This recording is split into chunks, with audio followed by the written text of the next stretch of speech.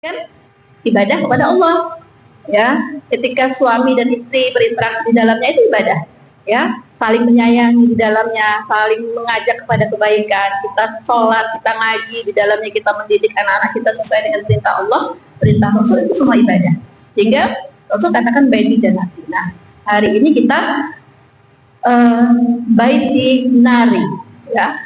Rumahnya udah bagus, fasilitasnya lengkap, ya. Uang nggak kurang tuh, makanan ada, dari mulai yang sederhana sampai yang kita mau ada. Tapi kita nggak dapat ketenangan, nggak dapat kebahagiaan. Kemarin kita sudah bahas ada kurang lebih 9 poin, ya, 9 poin impian kita untuk bisa menjadikan rumah tangga itu bahagia, tenang, harmonis, gitu ya, 9 poin itu.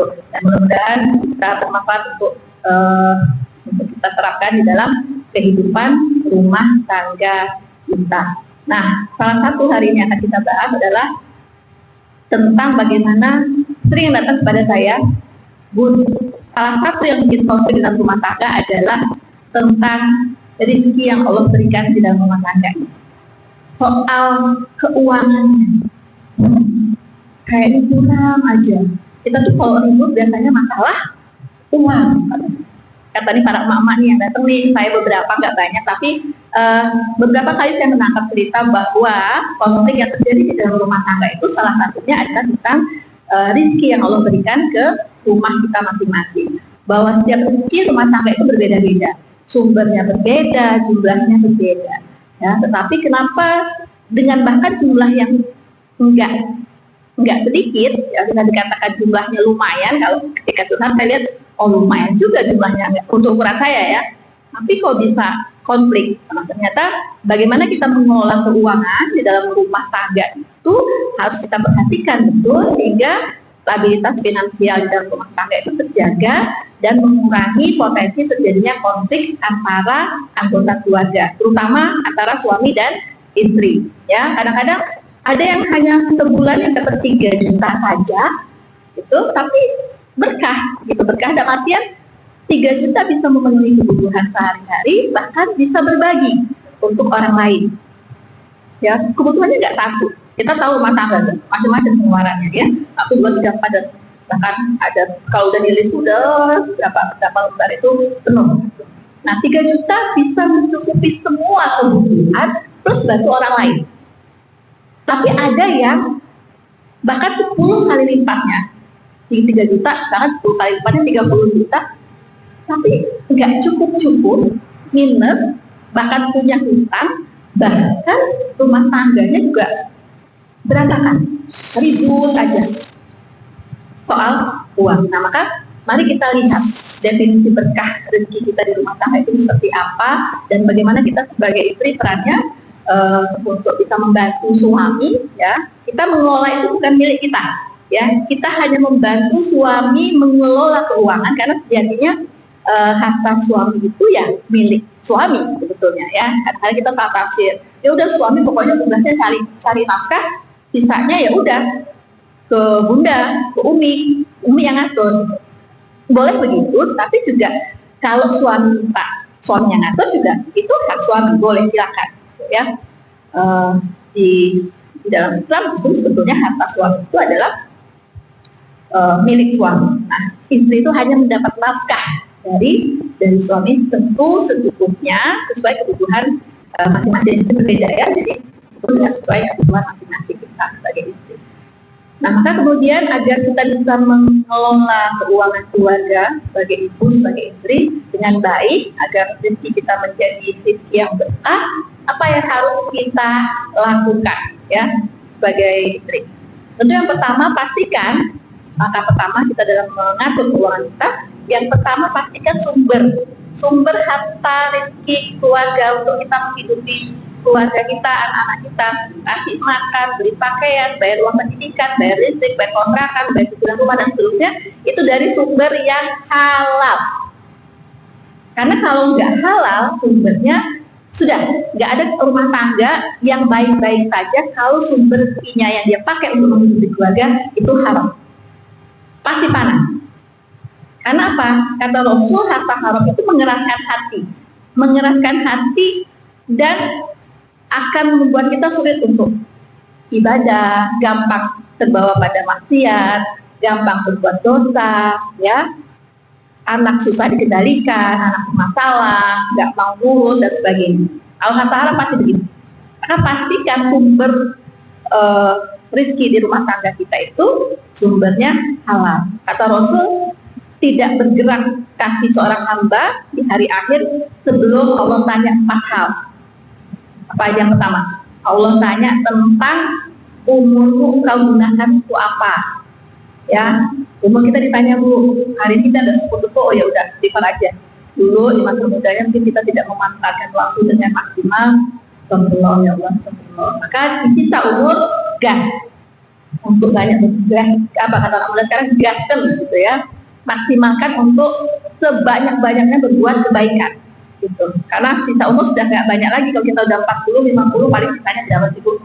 Umur umat itu umumnya kata Rasul 60. Kalau kita hari ini 45, 50, 10 tahun, iya kalau 10 tahun, kalau enggak, ya, kalau habis dari sini tahu juga ya kayaknya umurnya panjang. Tapi kalau takdirkan habis ini kita selesai, terus timbangan kebaikan kita masih belum cukup, gitu ya, maka apa yang kita bawa ke hadapan Allah?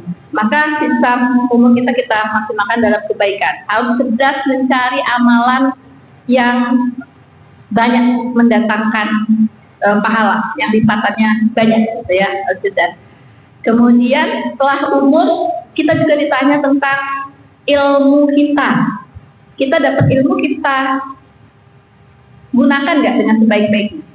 Jangan-jangan kita hanya nampung aja di memori kita, tapi tidak kita terapkan, tidak kita gunakan untuk kebermanfaatan yang lebih banyak lagi. Jadi ilmu yang hari ini Ibu datang tiap minggu di kajian ini, seminggu bisa ada 4 kali kajian, Senin, Selasa, Rabu, Kamis, 4 kali datang ke masjid, bahkan ke tempat lain untuk thalabul ilmi, tapi tidak diterapkan, tidak bermanfaat juga untuk diri dan orang lain, itu ditanya. Nanti dihisab oleh Allah Subhanahu wa Ta'ala. Ilmu dari mana, ilmu digunakan atau tidak dan bermanfaat itu ditanya oleh Allah. Kemudian hartamu, yang tadi kita bahas hari ini tentang rezeki kita. Sumber hartamu dari mana dan untuk apa kau gunakan? Kamu tanya. Jadi kalau kita sumbernya halal, aman, selesai. Tapi kalau misalnya sumbernya dari sumber-sumber yang Allah tidak ridho, maka hati-hati, akan Allah mintakan bertanggung. Dan terakhir adalah kita ditanya tentang anggota tubuh ini, mata, tangan, telinga, kaki, semua yang kita gunakan hari ini, apakah untuk di jalan Allah? Jadi kata Allah, kata Rasul, tidak akan bergerak kaki seorang hamba sebelum dia ditanya oleh Allah 4 hal ini, ya, umurmu, ilmumu, hartamu, dan juga anggota tubuhmu kau gunakan. Langkah kita kemana, mata kita lihat apa, telinga mendengarkan apa, lisan mengucap apa, semua dihisab. Tidak ada yang lewat dari kawan Allah Subhanahu wa Ta'ala. Sebelah kanan kita ada malaikat yang mencatat segala kebaikan kita, ucap laku, dalam surat Qaf surat 50 ayat 17 dan ayat 18. Sementara sebelah kiri kita juga ada malaikat yang mencatat semua kata-kata yang keluar tidak baik dan perilaku yang kita lakukan yang tidak baik. Walaupun manusia tidak tahu, tapi Allah Maha tahu segala sesuatu. Maka ibu-ibu, yang pertama sekali ketika kita mengelola keuangan kita yang harus kita perhatikan adalah sumber rezeki kita dari mana. Itu pastikan harus dari sumber yang halal. Jadi kalau suami izin, udah ayah berangkat dulu ya kerja, itu jangan ya kalimatnya cuma jawabannya DJ ya. Jangan cuma itu aja, Bu. Ya, selain kita mendoakan suami, salim, ya, bawa harta yang halal ya, plus banyak, ya, halal plus banyak. Maunya kalau makan banyak ya, Bu. Kalau sedikit tuh kayaknya gimana gitu ya, plus banyak, halal dan banyak. Bunda rela kok, Bunda akan siap untuk lapar kalau yang ayah bawa itu harta haram. Pastikan, kalau ibu tegaskan lagi, pastikan lagi, ucapkan secara tegas kepada suami bahwa kita tidak menerima yang haram. Kadang-kadang hari ini suami udah ada penghasilan yang halal, tapi masih mencari di lain jalan, di lain tempat yang sumbernya tidak halal, karena istrinya kurang dan kurang. Akhirnya apa yang dilakukan?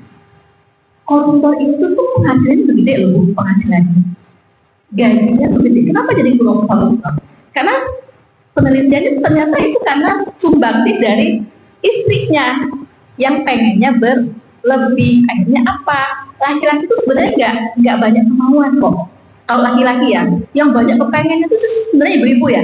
Pengen itu, lihat piring pengen, lihat gelang keluaran baru pengen, kacamata udah punya 4 pengen lagi kacamata baru, sendal sepatu, wah udah. Suami itu laki-laki sebetulnya nggak punya banyak keinginan. Tapi kenapa banyak koruptor itu adalah laki-laki? Karena ternyata yang menjadi apa? Yang menjadi inisiatornya adalah sang istri ya. Nah, mudah-mudahan. Tapi nggak ada yang kita di sini ya, belum. Nggak ada yang pejabat kan yang di sini ya? Nggak. Jadi nggak ada yang di sini. Jadi yang itu pejabat-pejabat di mana yang sukanya ambil uang rakyat. Nah, maka pastikan yang pertama sumber harta kita adalah sumber yang halal. Kemudian yang kedua yang kita harus pastikan ketika mengelola keuangan rumah tangga, keluarga, niatkan segala sesuatu yang kita kerjakan itu karena Allah Subhanahu wa Ta'ala. Niatnya adalah ibadah, ya.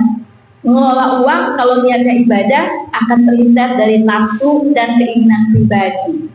Karena sejatinya inna sholati wa nusuki wa mahyaya wa mamati lillahi rabbil alamin. Wa ma khalaqtul jinna wal insa illa liya'budun. Kita tuh diciptakan oleh Allah, manusia itu satu-satunya adalah untuk beribadah. Sehingga ketika mengelola rumah tangga pun dalam hal mengurus keuangan niatnya harus ibadah. Ya, kalau sudah niatnya ibadah, insya Allah kita mengeluarkan 1 rupiah pun itu dalam kebaikan, insya Allah. Ya, jadi segala sesuatu yang diniatkan ibadah itu sama dengan berpegang pada tali yang sangat kuat, ya, tanda kepada Allah Subhanahu wa Ta'ala. Jadi yang kedua adalah pastikan apa yang kita lakukan itu bersandar kepada Allah Subhanahu wa Ta'ala, niatnya adalah ibadah pada Allah Subhanahu wa Ta'ala. Yang ketiga adalah membuat catatan keuangan, cash flow, uang masuk dan uang yang keluar. Kalau nggak penting Bun, Ustazah kan sudah dipercayakan suami, ngapain dicatat-catat? Perlu ibu, tanggal kemarin 25 siapa yang udah gajian bapaknya, abinya, kekasihnya, biaya bebeknya, udah kasih nih bunda, ini ya gaji bulan ini, mana tanggal 20. Ini tanggal berapa sekarang hari ini Bu? Tanggal 27, 25, 26, 27, 3 hari. Bunda itu listrik belum dibayar ya, sini ayah aja yang bantu bayarin, mungkin bunda lupa. Ya udah habis dong ayah uangnya. Habis, kan baru 3 hari yang lalu ayah kan. Aduh, pengeluaran tuh banyak, tiap hari beli ini, beli itu, beli ini, beli itu, bayar ini, bayar itu, SPP ini dan sebagainya. Coba, ayah lihat dong 3 hari pengeluaran semua pakai dicatat, nggak percaya sama bunda. Jadilah tuh drama Korea, drama India, drama apa? Karena tidak ada catatan. Karena kalau nggak ada catatan kita tuh terjebak pada satu tidak transparansi, yang kedua pada prasangka, dan semuanya itu akan menjadi potensi konflik di dalam rumah tangga. Catat Bu, uang itu berapa yang kita terima, sumbernya dari mana aja. Oh 1, dari gaji suami. Oh 2, kita punya warung bukan rumah. 2, sumbernya dari warung. 3, dapat kiriman, misalnya dari siapa? Dari anak yang udah sepuh-sepuh itu dapat kiriman ya Bu. Anaknya kerja di Jakarta, kerja di mana, luar kota. Mak, ini ya dikit. Nah, sumber-sumbernya dari mana catat, kemudian pengeluarannya buat apa saja itu juga dicatat. Jadi kalau suami tanya, bunda uangnya buat listrik mana? Habis buat apa? Ya gak tahu ayah, namanya hidup kok ditanya. Gak ada jawaban, tidak tahu keluar dari bahasa istri. Karena yang bertanggung jawab mengelola keuangan adalah istri. Atau kita nyimpen uang di dompet 200.000, karena kita nggak nyatet pengeluarannya buat apa saja, kemudian 2 hari kemudian kok tinggal 40.000 ya Dek, tanya adanya SMA kelas 2 atau SMP kelas 3, kamu ngambil uang bunda ya? Dompet bunda aja di mana ada nggak tahu, nanya gitu. Atau suami dituduh, ayah ngambil ya di dompet bunda, ini kok uangnya kurang segini, mana aja masih 150.000, sekarang tinggal 30.000. Prasangka jadinya karena nggak ada catatan. Memori kita sebagai manusia itu terbatas. Apalagi kalau sudah umur. Apalagi kalau umurnya banyak, kegiatannya banyak, masalahnya banyak.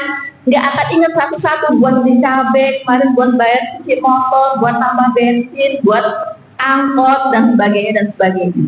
Maka sumbernya dari mana, dikeluarkan buat apa, itu dicatat dengan rapi, karena itu bagian tugas kita sebagai istri, nggak apa lakukan.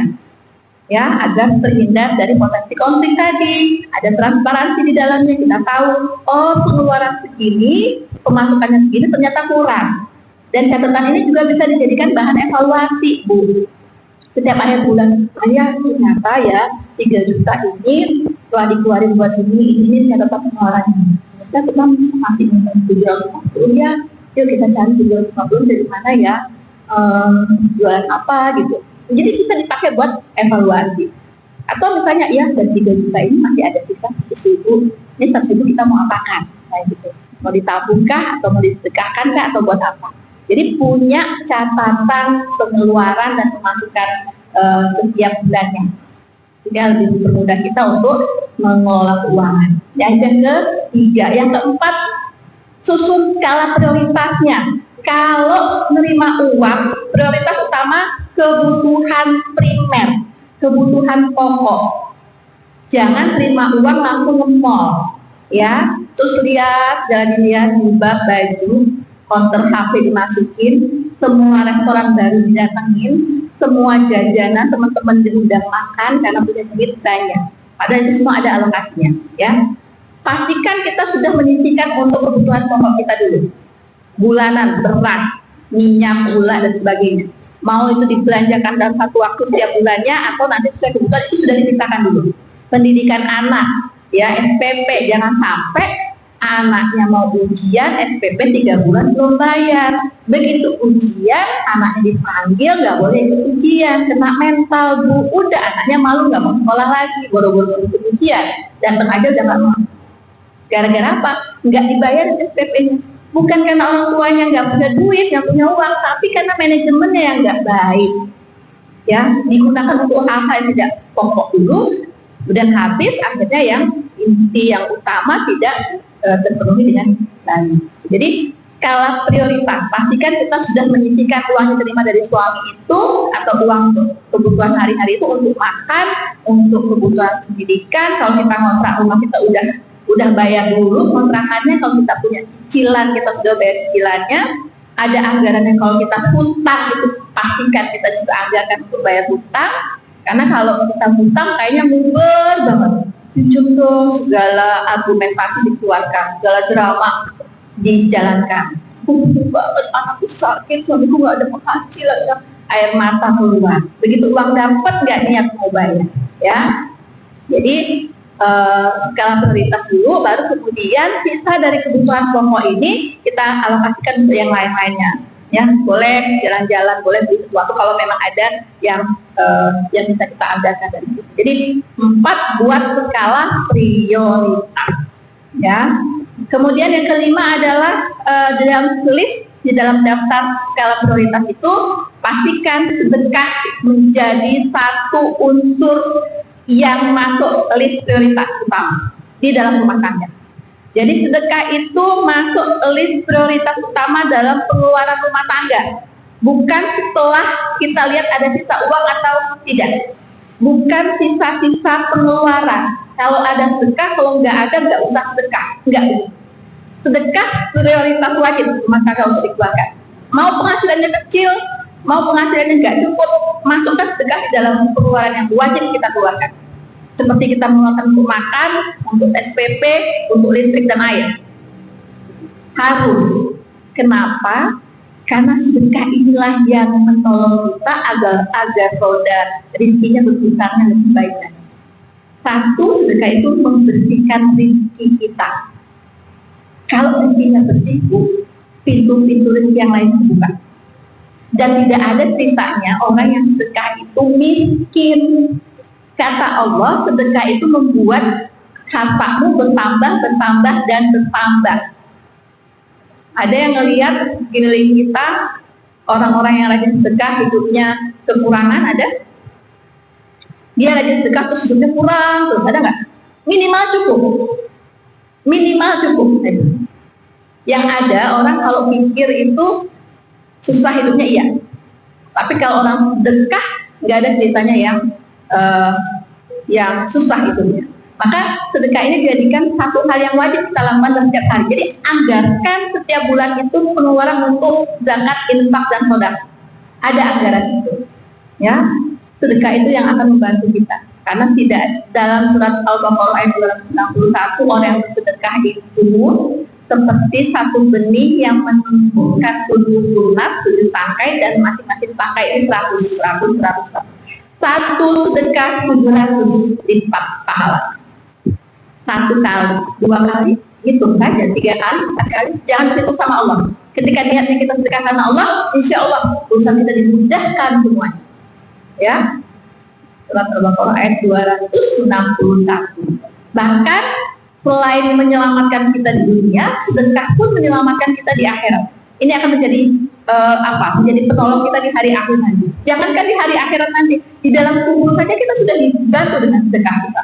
Bahkan dalam surat Al-Munafiqun surat 63 ayat 10, kalau ada manusia yang sudah meninggal, Allah kasih waktu untuk bangkit kembali. Ya Allah, kalau aku dikasih tempo untuk bisa hidup lagi, aku cuma pengen melakukan satu hal, ya Allah. Apa? Sedekah. Bukan sholat, bukan umroh, bukan haji, bukan birrul walidain, bukan lain-lainnya, tapi orang yang mati, kalau Allah kasih kesempatan untuk hidup lagi, yang dia mau lakukan hanya satu, yaitu sedekah. Karena apa itu? Karena dia lihat di alam kubur orang-orang yang sedekah itu pahalanya dia udah ketutup nih, buku pahala yang ngalir. Tapi orang yang bersedekah itu buku pahalanya masih terbuka, ngalir terus dari dunia, ya, catatan kebaikan pahala. Jadi ngiri dia, ya Allah, kalau aku dulu nggak mikir-mikir ya, kan udah ngasih uang lecek 5.000, mikirnya banyak gitu, ya. Karena apa? Tahu pahalanya ketika dalam kubur itu baru nyadar, tapi sudah keluar. Kenapa? Waktu kita udah habis. Maka selama kita hari ini masih Allah kasih umur, masih dikasih sehat, masih ada rezeki, ya, maka gunakan apa yang kita punya untuk bersedekah, membantu orang lain di jalan Allah Subhanahu wa Ta'ala. Jadi yang kelimanya adalah jadikan sedekah itu prioritas dalam pengeluaran utama rumah tangga kita. Kemudian yang keenam, hindari hutang. Kalau nggak perlu berhutang, jangan berhutang. Hari ini Ibu sudah amat sangat dimudahkan. Kita bisa hutang di mana-mana, hutang online, pinjol, kemudian banyak lembaga peminjam uang yang memberikan syarat amat sangat mudah. Yang penting kita minjem deh, gitu, ya.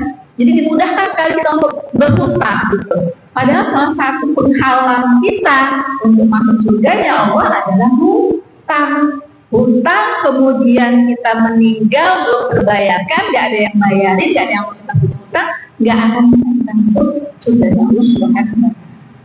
Bahkan Rasul itu salah satu yang diminta dalam doa setiap harinya, pagi sore Rasul baca doa ini adalah terhindar dari hutang. Apa Bu doanya? Yang suka zikir pagi sore. Allahumma inni a'udzubika minal hammi wal hazan wa a'udzubika minal ajzi wal kasal wa a'udzubika minal jubni wal bukhal wa a'udzubika min ghalabatid daini wa qahril rijal. Aku berlindung ya Allah dari hutang dan dari dominasi orang lain kepada orang. Kalau udah punya hutang nggak bisa bayar, kejar-kejar sama debt collector itu rasanya kayak enak banget gitu. Jangan gitu banget, makanya dilempari, ditubuhi tempat tidur. Itu nggak sih? Ada yang punya pengalaman nggak? Ya, kalau kita dengar kita dan mukanya serem-serem gede tinggi gitu. Orang-orang teh pakainya orang-orang Irian gitu ya, orang-orang Sulawesi, yang orang-orang daerah sana. Nah kan untuk dari gitu dan sebisa mungkin hindar. Nah kadang kita bahkan sekarang karena mudah sekali kita berhutang, kita memaksakan diri kita, memudahkan diri kita untuk minjem untuk sesuatu yang nggak perlu. pinjam buat beli hal-hal yang beli apa bu?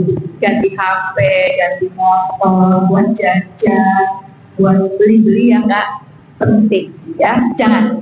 Karena kalaupun harus utang karena kita nggak punya dan itu untuk hal yang urgent, satu bayar rumah sakit kalau kita memang nggak punya dan untuk hal yang memang penting dan kita nggak ada, dibolehkan bukan dilarang, tapi dengan niat sesuaikan kemampuan dan niat bayar.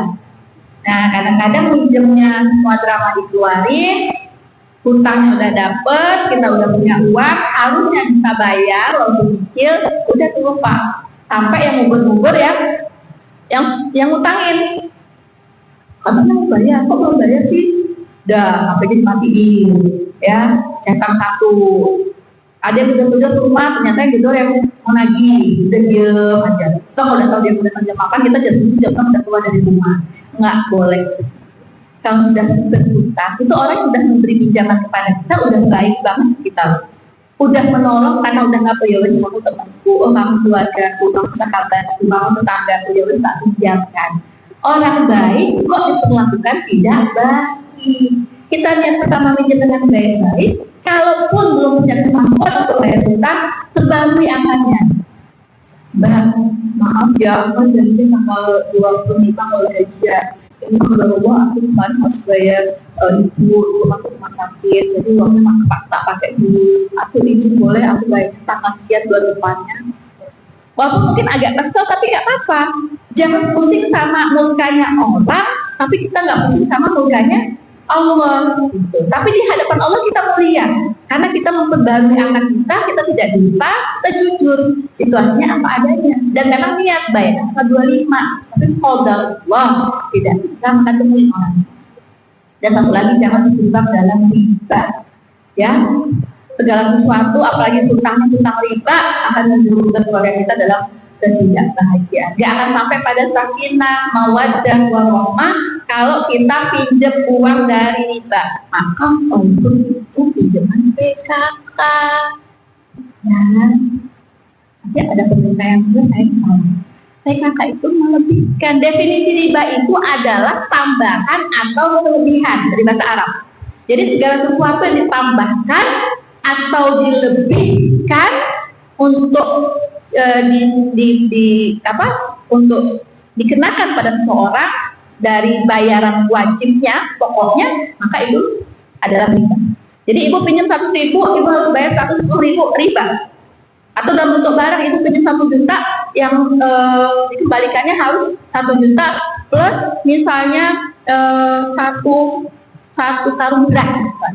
Itu dari. Jadi sesuatu yang dilebihkan, sesuatu yang ditambahkan itu riba. Maka Allah dalam surat Al-Baqarah ayat 279, nanti dicek lagi mudah-mudahan saya nggak salah, kata Allah, siapa yang tidak bisa meninggalkan riba maka dia berperang dengan aku dan Rasul. Jadi musuhnya Allah itu orang-orang yang tidak bisa meninggalkan riba, itu kata Allah dia adalah musuh. Surat Al-Baqarah ayat 279. Hati-hati hari ini karena kita sudah terbiasa umum semua begitu, jadi kita umumkan, kita normalisasi hal-hal yang sebetulnya secara syariat itu diharamkan oleh Allah Subhanahu wa Ta'ala. Semua yang berujung atau semua yang ditambahkan atau semua yang dilebihkan dari kewajiban pokok itu adalah riba. Jadi jauh di hutang, apalagi hutang-hutang yang sifatnya adalah riba, ya. Kemudian yang berikutnya yang ke-7 adalah pola hidup sederhana. Sudah dicontohkan oleh Rasul kita. Rasul itu hidupnya paling sederhana. Bukan Rasul itu enggak. Rasul itu pemimpin umat. Kalau beliau pun sahabatnya kaya-kaya, Abdurrahman bin Auf, Utsman bin Affan, banyak semua raja-raja hari itu, ya, pejabat-pejabat kerajaan pemerintahan hari itu. Rasul kalau mau bisa hidup lebih dari yang dia lakukan hari itu. Tapi beliau tidak melakukannya karena kesederhanaan itu adalah kebaikan buat kita semua. Jangan hidup boros, ya. Boros itu temannya Surat Al-Isra ayat 26 itu menginformasikan perintah Allah kepada kita untuk menjauhi yang namanya boros. Ibu jangan apa-apa dibeli, pengen lapar mata. Yang tadinya cuma cuci mata jadi beli, beli baju, beli kerudung, harus matching, abang bawa sampai ke sendal, sampai ke tasnya sama semua. Besok mau kondangan hari itu sama 30, tapi bajunya nggak ada. Itu satu lemari apa, Bu? Dua lemari itu apa? Lemari yang di kamar sini, lemari kamar itu, lemari kamar atas. Tiga-tiganya itu lemari ini apa? Baju semua. Mau kondangan kok nggak ada baju. Akhirnya apa? Beli baju. Tasnya nggak ada. Itu tasnya kemarin udah dipakai, masa diborong tasnya sama lagi. Ya, kira api. Itu ya, harus lihat kita. Ibu, yang kita miliki, yang kita barang tas, baju, sepatu, itu dihisab oleh Allah Subhanahu Wa Taala. Kalau ibu mau beli satu, keluarin satu. Ibu mau beli dua, keluarin dua. Tuh keluarin dulu di lemari semua, baru kemudian belanja lagi boleh. Jangan numpuk gitu. Jadi beli lagi dan terus. Ya, apalagi kita beli sesuatu untuk yang hidup, lifestyle, biar terlihat wah. Ya, kadang-kadang kita terlalu pentingkan pengakuan manusia, tapi kita lupa pada pengakuan Allah Subhanahu wa Ta'ala. Biar terlihat di medsosnya, di status WA-nya, aku makan jalan orang ini, aku kondangan pakai baju ini, aku jalan-jalan ke sini, aku punya ini dan sebagainya. Nah, buat apa ya? Enggak dibawa. Ya, yang dibawa itu adalah amal soleh. Jadi pola hidup sederhana saja. Yang penting kita makan 4 sehat 5 sempurna. Jangan makannya juga karena punya uang goblok. Padahal anak kita makannya tipe makan. Ada kan anak-anak atau keluarga yang makannya itu sedikit-sedikit aja. Gobloknya satu kali makanan 60-70 ribu sama ongkos kirimnya. Dimakannya cuma sendok 2 sendok. Tiap harinya goblok. Uang habis hanya buat goblok. Karena kita males, karena kita berpikir uangnya banyak. Ada kita bisa masak 4 sehat 5 sempurna, uang 20 ribu, 30 ribu, bisa sampai sore, ada sayurnya, ada lauknya. Benar nggak, Bu? Ini makan satu kali 70 ribu, 40-50 ribu hanya satu kali gosen lagi. Nanti siang gosen lagi, malam gosen lagi. Gosen makanan itu apa sih? GoFood ya? GoFood, nah itulah. Ya, ada itu. Nah, ya, jadi pastikan kita hidup sederhana, mainkan fungsi kita secara maksimal. Makan sederhana, ada saya 30 ribu, bayang itu kalau saya atau kamu itu satu ikat gede itu 6 ribu, 7 ribu, saya nggak bakal habis. Saya paling mintanya, Mas, saya beli separuh ya, saya beli cuma 3 ribu aja untuk satu hari itu. Itu bisa buat saya sampai sore. Tempe atau ikannya saya tambah ayam, anaknya sukanya filet biasanya. Itu nggak habis 30 ribu, saya bisa makan sampai malam. Ya. Kita bisa manage uang kita yang kalau kita makannya di luar terus, jajan terus itu nggak habis, nggak cukup 5 juta sebulan, dengan 2,5 juta saya bisa sampai akhir bulan. Kalau bener ya, kalau manajemen uangnya buat di sayurnya, buat kita masak, sekali boleh, makan di luar boleh lah, minggu sekali, ya pengen makan di sini, lihat dulu aja. Oh ya boleh, yuk jalan-jalan boleh, sekali boleh jalan-jalan. Tapi yang nggak boleh itu kalau sudah berlebihan dan dari gaya hidup, ya, itu yang harus kita hindari. Jadi pola hidup sederhana, jangan boros, dan yang berikutnya adalah kita punya anggaran yang darurat. Artinya hidup itu kita nggak bisa tebak apa yang terjadi dalam kehidupan kita. Jangan sampai kalau kita nggak bisa bantu orang lain, paling nggak pada saat kita susah, kita tidak menyusahkan orang lain dengan kita menyiapkan anggaran tidak terduga atau anggaran darurat. Ya, kalau bisa. Jadi kalau ada saat dimana kita mungkin suami tidak bekerja lagi, ada saat mungkin kita tiba-tiba sakit dan harus dirawat di rumah sakit. Ada saat mungkin anak-anak kita dalam pendidikannya tiba-tiba harus mengeluarkan uang sekian untuk perjalanan tripnya atau apanya lah dan seterusnya. Sehingga ketika ada hal-hal yang datang tiba-tiba atau misalnya banjiran, kasurnya basah, kasus harus dikasur, misalnya itu kita tidak lagi merepotkan orang lain atau menyusahkan orang lain atau menyusahkan diri kita dengan tadi kita dan lain. Maka punya anggaran setiap bulan itu kita sisihkan nggak usah banyak. Tapi kalau dalam ilmu ekonomi itu biasanya rumusnya anggaran tidak terduga itu 3 kali penghasilan kita, 3 sampai 6 kali penghasilan kita. Itu baru bisa dikatakan kita sudah memadai untuk simpanan darurat, gitu ya. Tapi seberapa yang kita sesuaikan aja, kita beda-beda kemampuannya penghasilan. Tapi jangan sampai nggak ada anggaran tidak terduga. Sehingga ketika butuh kita sudah punya. Syukur-syukur nih kalau istri yang baik dan mulia itu dari suaminya kurang, ya masih 3 juta, tapi kebutuhan 4 juta, nah itu. Wah, kalau istri yang baik itu sebenarnya biar ampunin yang baik, oh masya Allah, gitu ya. Kalau suaminya begitu keren, kalau istrinya begitu keren, karena apa? Karena tahu suaminya sudah berusaha maksimal, bukan nggak mau ngasih maksimal, tapi adanya begitu dan ternyata masih kurang, maka istri yang soleh itu saling membantu dalam kebaikan. Tugas kita manusia ini kan saling membantu dalam ketakwaan dan kebaikan. Oh, suami itu udah ngasih itu pol yang dia punya, udah tak bayar buat makan, buat SPP, buat apa-apa, tapi masih kurang. Aku punya tabungan, udah tak pakai tabungan. Dan nggak hitung-hitungan, itu keren. Ya, walaupun kadang-kadang keluarin saya, kita dulu deh gitu. Paksa suami dulu sampai stres, kalau nggak ada baru kita keluarin. Ya, nggak apa-apa juga. Tapi kalau kita lebih ikhlas, lebih maksudnya saling membantu dalam rumah tangga suami istri, suami nggak mau kita bantu, dan sebaliknya begitu, maka insya Allah rumah tangga kita akan jauh lebih indah. Ya, saling membantu aja. Jangan bantu orang lain, perang sana sini kita loyal. Ya, ketika suami butuh bantuan, istri nggak mau bantu. Padahal istri punya pengajar, dia punya dari istri, punya tabungan. Begitu kalau sama suami. Tapi buat orang lain di luar dia nggak begitu. Atau suami yang begitu, ya ke istrinya begitu, bahkan tapi dia traktir temen, ngasih sana ngasih sini. Padahal ketika istri atau rumahnya butuh, dia nggak terlalu peduli seperti dia ke orang lain. Maka utamakan dulu rumah, orang-orang terdekat kita, ya baru kemudian orang di luar rumah.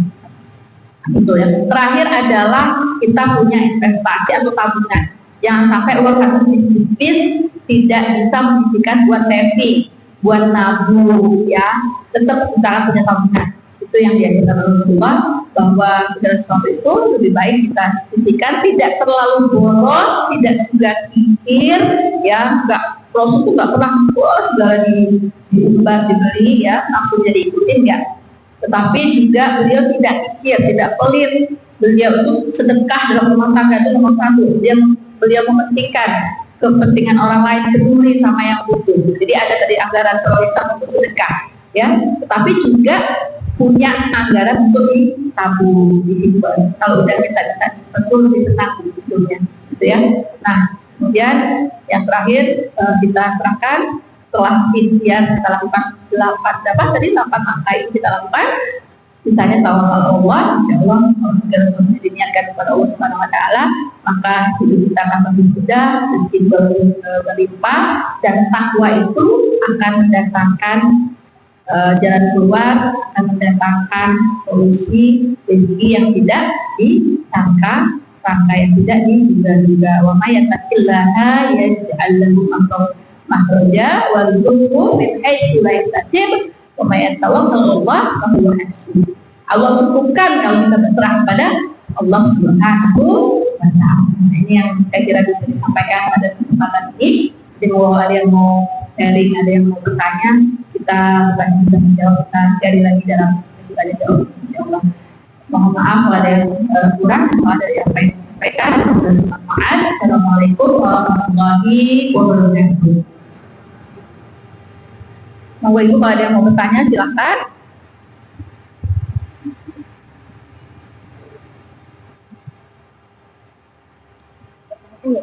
Ya. Habis hijrah terbitlah berkah.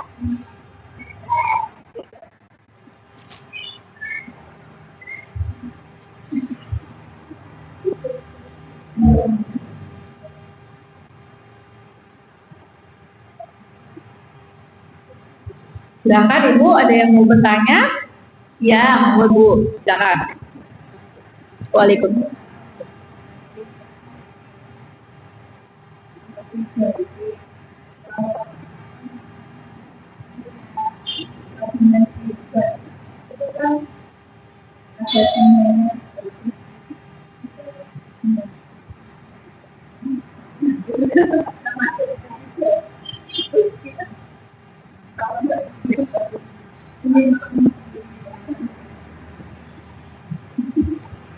Eh, Sekarang sudah ada bank syariah ya.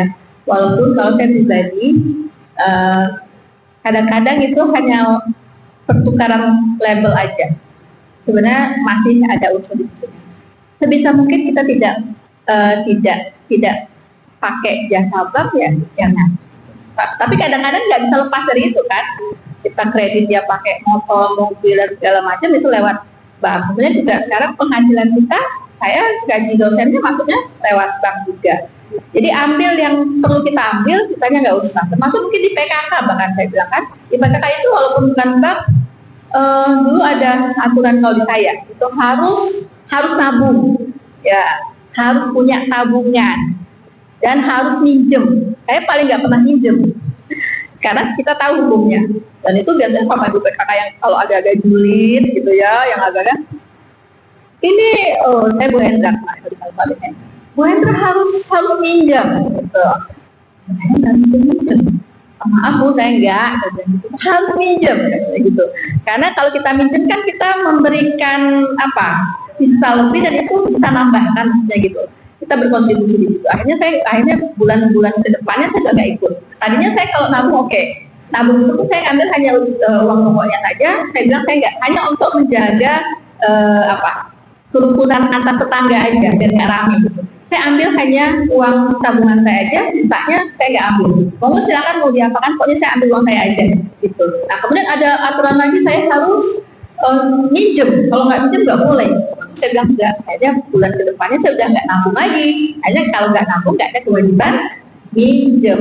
Jadi itu boleh buat yang nabung aja. Nah, akhirnya kita berusaha semaksimal mungkin ketika secara syariat itu dikatakan nggak boleh, ya udah nggak usah gitu loh. Apapun bahasanya, apapun polesannya, apapun bentuk dibungkusnya seperti apapun, diusahakan untuk tidak gitu. Kalau kita yang riba itu kan tadi definisinya tambahan atau kelebihan, sesuatu yang kita harus tambahkan dan kita lebihkan dari pokok yang harus kita punya kita pinjam, itu sudah musuh kata Allah di dalam surat Al-Qur'an. Maka kalau bisa enggak, bahkan kemarin nih di tahun berapa tahun, 3 tahun yang lalu saya pelajari tentang bank syariah. Anak saya waktu mau ke Australia itu bermodal sekitar 150 juta pada saat itu. Pada saat 3 tahun yang lalu, berarti dia di luar sudah 3 tahun yang belum pulang-pulang. Kita nggak punya uang 50 juta. Ini sharing aja. Kata suami, kita punya sertifikat rumah. Yuk kita sekolahkan aja. Nggak mau, kata bunda. Kata saya, kalau itu berarti kan urusan sama bank. Kan banknya syariah bunda, kita ambil bank BNI aja. Kalau syariah itu sudah sama MUI kan sudah dibolehkan. Segala sesuatu yang sudah MUI berarti tanggung jawab pemerintah. Kita sebagai warga negara tidak kena dosa. Itu perdebatan antara suami istri pada waktu itu. Sudah saya bilang aja. Jadi punya keyakinan sendiri. Kemudian di sekolah kan Bu, sertifikat rumah saya ke bank BNI. Sampai datang ke rumah, sampai lihat dan akhirnya, oke Pak, ini seminggu lagi cair insya Allah. Habis dari itu ya, kunjungan rumah. Saya doa sama ya Allah, kalau rezeki anak sekolah ke luar negeri ini sumbernya nggak baik, tutup ya Allah. Karena saya masih ragunya karena saya pelajari bank syariah itu bagi hasilnya atau apanya, hubungan sebagainya. Dan saya masih belum yakin mantep harus dari bank sumbernya, walaupun syariah. Saya minta sama Allah, ya Allah, kalau yang aku rasakan ini nggak baik, jangan jadikan sumber untuk pendidikan anakku. Karena saya pengennya anak saya itu modalnya bersih, sehingga ketika dia di luar dilemparkan tanpa saya dan jauh dari saya, ada masalah sebesar apapun, insya Allah akan selesai. Enggak, saya yakin sama Allah. Tapi kalau sumber berangkatnya untuk pendidikan itu sumber yang nggak baik, ya Allah, sudah, saya takut nanti kesananya walaupun masalahnya kecil akan jadi masalah besar bagi anak saya. Makanya saya doa, ya Allah, kalau ini nggak baik, tutup pintunya, buka pintu yang lain. Ini buku dijanjikan sama bank nggak keluar uang 150. Anggarannya itu keluar lebih dari 150. Tapi saya ngambil semacam saya kebutuhan satu belum puas. Padahal itu adalah saya SPP awal ya. Di sekolah itu SPP awalnya tuh harus cepat. Ternyata nggak bisa keluar karena satu dan lain hal, akhirnya nggak dapat, nggak bisa. Coba saya mau alhamdulillah gimana, nggak alhamdulillah gimana coba, karena alhamdulillah mungkin ini jawaban dari doa saya minta ya Allah kalau sumber ini nggak baik untuk buka pintu yang lain. Tapi kalau saya nyari lagi kan berarti sumbernya pada waktu itu terbatas, dalam 1 minggu 2 minggu itu saya harus selesai semuanya, visanya, uang SPP awalnya, tiket dan sebagainya. Kemudian coba cara Allah, saya di rumah ada kajian tiap 2 minggu, 2 pekan sekali itu setiap hari Sabtu ada kajian muslimah, monggo ibu yang minggu depan insya Allah ada, minggu depan tidak ada. Nah jadi ada satu jamaah yang datang, dokter suaminya Bun katanya gitu, dipanggil suami ke rumah, panggil dokter, Pak Dokter, yang ngapain? Udah, ayo datang aja. Saya datang, saya terakhir, terus dokternya tanya, Bu Nora, saya dapat info dari istri, katanya Bu Nora butuh duit 150. Iya, karena kan nggak bukan tipe yang nutup-nutup itu Bu. Ya, ini kayak gini saya cerita aja, sepanjang itu bisa berbagi ya saya ini. Iya dong, kenapa? Saya punya teman yang bisa minjemin 150, ya saya ajak sana. Ya, kalau saya harus pinjam ke orang lain, saya nggak mau, karena saya nggak kenal sama dia, gitu. Saya pikir dokter yang mau minjemin, gitu kan. Ternyata enggak, dia mau mengajak saya untuk pinjam ke orang lain. Tapi saya nggak mau karena saya nggak kenal, tapi nanti urusannya jadi panjang kan, karena kita nggak langsung kenal. Bu Nora, saya nggak punya kalau uang, saya ajak teman, saya punya emas, ya. Jadi Bu Nora kalau mau boleh kalau emas. Jadi saya dipinjemin emas seharga 160 juta, Bu bayangin. Bu Nora kemampuan balikin berapa bulan? Ya 7 sampai 10 dong. Ya udah kembalikan per 3 bulan 21, emas itu 25 ya, 25 gram. Jadi sudah berapa bulan itu seperti uang aja gitu, tapi dari itu kayaknya dan emas lagi gitu.